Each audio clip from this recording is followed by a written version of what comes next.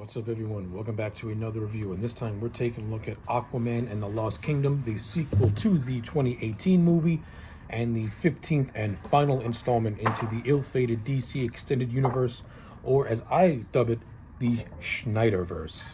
So as with the 2018 movie, the film is once again directed by James Wong and starring Jason Momoa as the titular character.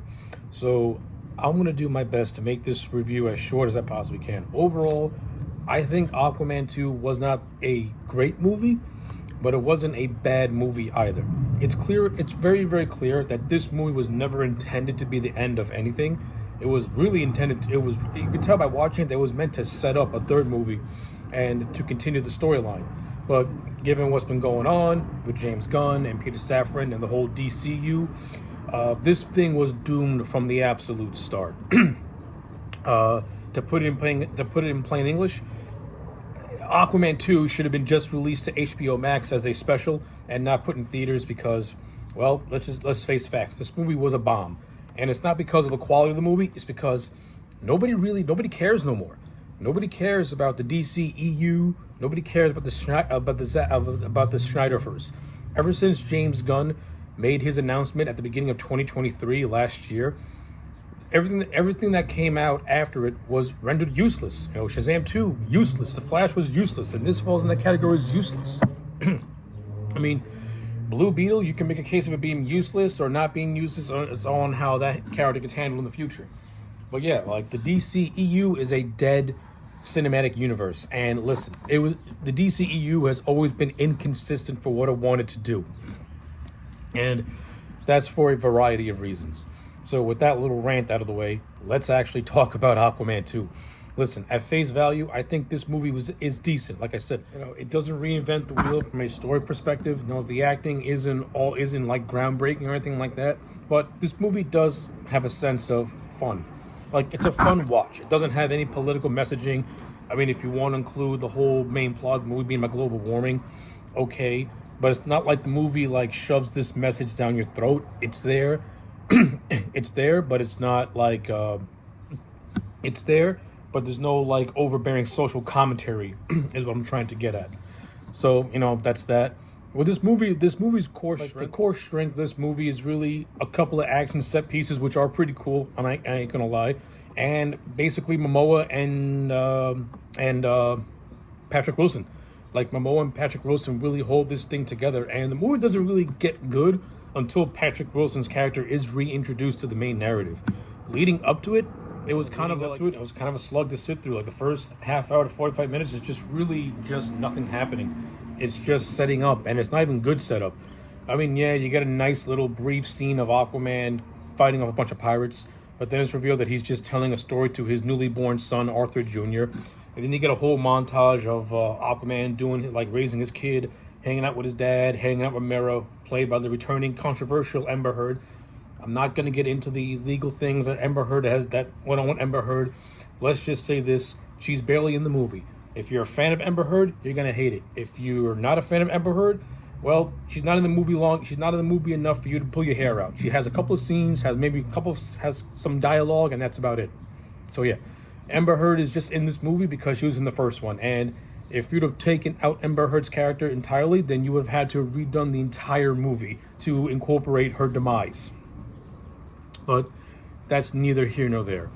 Amber Heard makes an appearance, whatever, she's here. She's not utilized in a way that's going to make you pull your hair out as a main character. She's a supporting character. But yeah, we see Aquaman acting as the king of Atlantis. It's a job that he doesn't like. He'd rather be doing the grunt work and fighting and stuff like that. It's just like a montage of where Aquaman is 4 years past the events of the first movie. He's married. Okay, cool.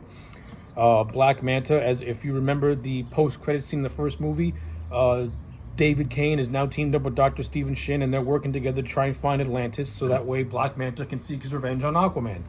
Of course, through this team up is where Manta comes to find this Black Trident and this character by the name of Kodax, who is revealed to be the brother of Atlantin. So Kodax was the king of this kingdom known as Nereus or something, or Necrus, whatever it's called. After coming into conflict with Atlantis, the king of Atlantis more or less banished banished his brother and his kingdom into the icy depths, and for centuries they have laid dormant in a way. So, and Black Manta finding this kingdom and getting the Black Trident more or less now sets in motions for the awakening of the Kordax character, who is now possessed Black Manta. Okay, that is what it is. Black Manta is now possessed by Atlantean is now possessed, so that, and now he has this black trident, which more or less enhances his skill set and his power level. All right, that is what it is. But yeah, like I said, the first half hour strictly does that. But like I said, this movie really picks up steam once Aquaman gets Orm out of jail, and the dynamic and the chemistry between Jason Momoa and Patrick Wilson. I liked it in the first movie. It's expanded more in this movie, and they're the best part. Like the two brothers teaming up to save Atlantis and to stop Black Manta. It's the most interesting part of this entire movie, and the chemistry and bantering between Momoa and Patrick Wilson is really good. Like, these guys have really good chemistry with one another. I'm not a big fan about Orm acting like a completely different character than he was in the first movie. Like, if you remember that first movie, Orm was played as a reverse Hamlet. Like, he was played almost like a reverse Hamlet. And this one, he's too jokey. Like, this version of Orm does not feel like the one that was in that first movie. This version feels too jokey. He's too quippy in a lot of ways. And even though he has resentment towards his brother, they still do a lot of jokes with one another. And that's not who Orm was in that first movie. The Orm in the first movie was much more buttoned down, much more serious. Like, at the end of that movie, he literally just discovered that his mother, who he thought was dead, was no longer dead. And I'm not really a fan about how this movie didn't fully explore that with the Orm character. Like, this movie was more focused on being childish and goofy, and didn't really want to take the time to do the more serious bits that I think would have been much more interesting, especially from the side of Orm, who was kind of dancing on the line of being an anti-hero in a way. But with all that being said, I do like the dynamics. I do like the chemistry. I like the whole running joke of Aquaman calling Orm little brother, and Orm telling Aquaman, "Don't call me brother." It is paid off nicely in the third act. And again, I like the scenes of these guys just talking. The best scenes of these guys are just picking at each other and at each other's throats. You have this one scene where they go to like this other kingdom, and they're being attacked by giant bugs. And they see the statue that reads in Atlantis, "Only a true king can build a bridge."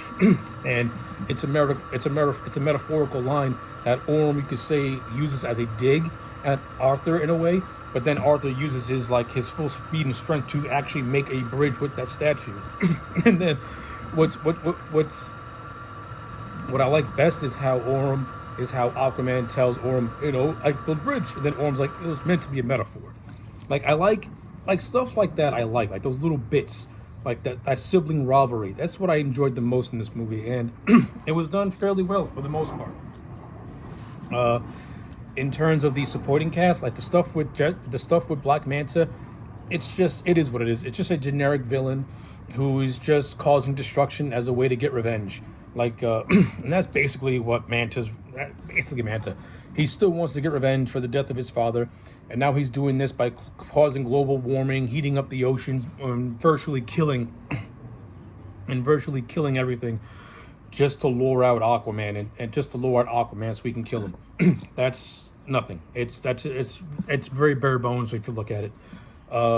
Randall Park returns as Stephen Shin. Stephen Shin, he was in the first movie in like a little cameo role. In this one, he has a little bit more to do. He's not fully utilized, but Randall Park has got some moments to shine. Like, my favorite moment is where he has Orm and Aquaman in this room, and he has an Atlantean gun pointing at them. Then he tries to act like a tough macho man, but once the door behind him closes, he's like, "Nope, just kidding. I'm with you guys." I like that. I do like throughout the course of the movie, he grows very wary of what Manta's doing, to the point where Manta's kidnaps Aquaman's son and almost kills his dad. And this is where Shin's like, "Okay, I gotta get away from this man." Stephen Shin, he has a nice little role. Like, his whole main thing is to finally see Atlantis or come into contact with an Atlantean, which he eventually does in this movie. So it's a nice little character thing that was wrapped up, and it has a decent enough payoff. Tamora Morrison is back in this movie as Aquaman's dad. You know, listen, he was fine in the first movie. He's fine in this. I like the bantering between the father and son. It works for me. I like it. Nicole Kidman, she returns as Queen Atlantea. She doesn't have a big role in the movie. She has a couple of fun scenes here and there, especially the first scene where Manta invades Atlantis, which is the scene that where Mera is injured and then written out of the movie into the third act. You know, that whole underwater scene, that was fine for what it was. Very Star Wars like, which is no complaints from me. So I'll give it. I liked it for what it was. But the best set piece really is when Aquaman and Orm go to Manta's hideout. Like, that whole set piece was nice, and the third act that takes place entirely in this in the Lost Kingdom, that's also a nice little set piece to itself as well. So, like, in terms of this movie's action sequences, listen, they're nothing memorable or groundbreaking, but they're at least well done and well shot. And I do give James Wan credit. He did his best at trying to incorporate some practical sets in this thing. And a lot of the sets, I ain't gonna lie, they do look really, really good. Some of the CGI can be very shaky in a lot of areas and very good in a lot of areas. You know, that is what it is. Like, for a movie with a budget like this, shaky CGI shouldn't be a thing. The CGI should be on point and almost borderline realistic.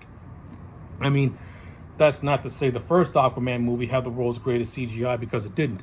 But you expect more, is what I'm trying to get at. But at least James Wan is a talented enough director where he was able to make it work. Speaking of which, before I continue on, I do like some of the Easter eggs that James Wan put in this movie. For example, there's the first scene that we see of Dr. Shin and Manta. They're exploring this underwater kingdom, and Stephen Shin is taking pictures. If you pay close attention, the camera does a sound effect like this. Now, if you've seen a Texas Chainsaw Massacre, you'll know that. And then later on in the movie, when Aquaman and Orm are in Manta's hideout, there's like this big window that is a full-blown ripoff of the Death Star from Star Wars. So, like, little Easter eggs like that when you watch this movie, and if you pick them up at first, like, hey, that's pretty cool. You know, that's not bad. No, I like this. Like, it shows that James Wan, you know, he's a guy who will show his influences and put little Easter eggs in there just for fans. Not just necessarily fans of comic books, but, you know, fans of, like, Star Wars or horror movies, which is, and of course, James Wan's a horror guy. So you'll get some of that here. So, no complaints. I like it. So yeah, like, that stuff's good too. I do got more negatives, like the character of Nudis Volko, played by Willem Dafoe.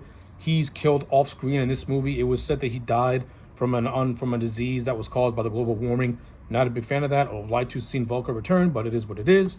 You got Martin Short, who makes a cameo appearance as a CGI character known as the Kingfish. I think he had some funny bits here and there, but overall wasn't really necessary. He was just there just to get the characters from one place to another place. Don't really know the purpose. Another negative is that Dolph Lundgren returns in this movie. I actually thought Dolph Lundgren was pretty good in the first Aquaman movie, and I'm glad that he came back in this one. I would have liked to have seen more of King Nereus teaming up with Orm and Arthur, which he does in the third act, and he has a couple of scenes leading up to that. But I think it would have been cool to give to see how Nereus's kingdom is reacting to certain things that are going on, instead of just focusing solely on Atlantis. Another concept. This movie introduced the Council of Atlantis, which is fully against Aquaman and what he wants to do with Atlantis by pretty much having Atlantis show themselves to the surface world. The Council is very much against this, and they're more in the way of how Orm was handling things. This is another conflict that could have been more expanded upon as this film went on. Instead, it's an idea that's really set up, and then there's no payoff, because Aquaman still just exposes Atlantis to the human world, and we don't really see how the Council reacts to this. Now, again, that could be done for a variety of reasons. There could be an alternate version of this movie where it was still part of it, or it was still setting up a third movie where the Council did know about, or Aquaman did confront the Council about this and went against their wishes. setting up a third movie, which would have been more or less an Atlantis Civil War movie. Of course, since a lot of reshoots happened and a lot of story beats got switched or changed around, it's something that feels set up, but no payoff. Like, it's stuff like that. Like, this movie does present some decent ideas that, yeah, if it was part of a more cohesive universe, or if Aquaman was more standalone and not connected to anything, we could have got a third movie where a lot of those setups could have been paid off. But we'll never know. But as an overall package, I think Aquaman and the Lost Kingdom is a decent movie. It's nothing groundbreaking. It's nothing fantastic. It's got fun. It's fun. It has fun moments. It's not politically driven by anything, and it's really held together by the leads of Jason Momoa and Patrick Wilson, who really steal the show and make this movie watchable. Without them, it would not have worked. And listen, how you perceive Jason Momoa as Aquaman is really all up to personal taste, because if you're looking for a comic book accurate portrayal, then Momoa is horrible in the role. He does not fit the character at all. But if you're watching it for a Jason Momoa movie, it's serviceable. And that's the best I can give Aquaman and the Lost Kingdom. It's a serviceable movie, which is why I'm going to give it a solid 6.5 out of 10. It's not as bad as I thought it was going to be. It's actually fairly decent. I still think the first movie is much, much better, but this one isn't bad either. It's, for what it is, it gets the job done. So yeah, those are my thoughts on Aquaman and the Lost Kingdom. Let me know your thoughts in the comment sections down below. Like the video and subscribe, and I'll check you back next time for more.